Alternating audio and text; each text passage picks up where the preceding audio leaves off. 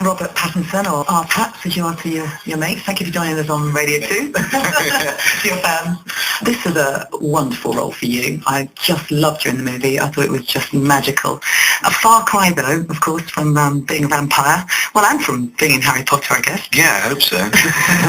You'd read the book. Were you kind of really drawn to this character, or did you kind of think, oh, hold on? No, I mean, I think as soon as I read it, I just thought, it very rarely happens, but I thought I knew him, and it's extraordinarily rare for me to think that I can kind of do something immediately. I'm always doubting myself so much.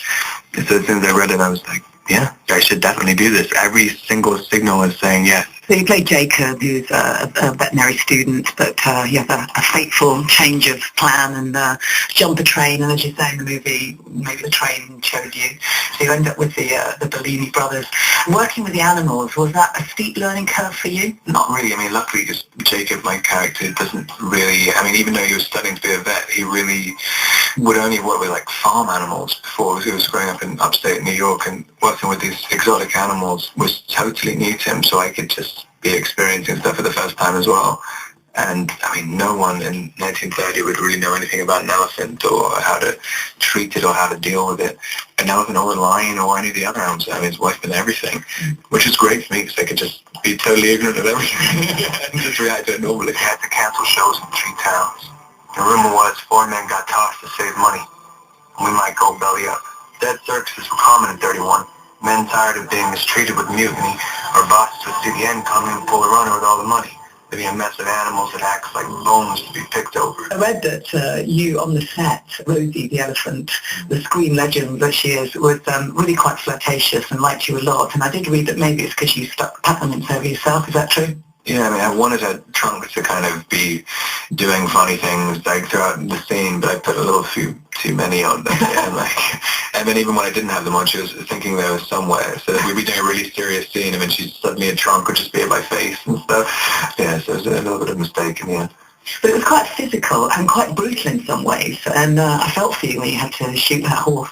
It was quite powerful emotionally, that movie, don't you think? No, definitely. I mean, there's something strange about animals that they provoke more empathy from an audience. And also, I think, because all the animals are genuinely characters in the movie as well. I mean, Ty, the elephant, is genuinely a really good actress. I mean, however ridiculous it is to say, she has an amazingly expressive face, and you can look in her eyes, you know when she's happy, you know when she's sad. I mean, and she can act. It's weird. You're pretty young to be on the rails. You running from something maybe? No, nothing like that. What can you do? About anything, I guess. We land in deposit in the morning.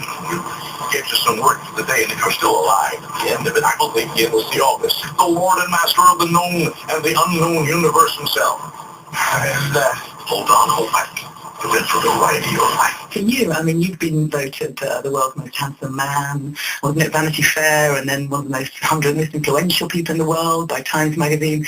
No pressure there then. I mean, how does it feel? Because it's not that long since you were just a drama student in Barnes. Yeah, you just kind of, none of it really means anything. I mean, it's all nice, and it's kind of the interesting experiences to have had. But it's why my dad always used to say that success and failure are both imposters. I think the more successful things that happen to me, I'm just like, yeah, it definitely feels that way. The more good things that happen, it's almost intimidating. That's how it just works. Robert Pattinson, thank you so much for joining us. Thank you very much.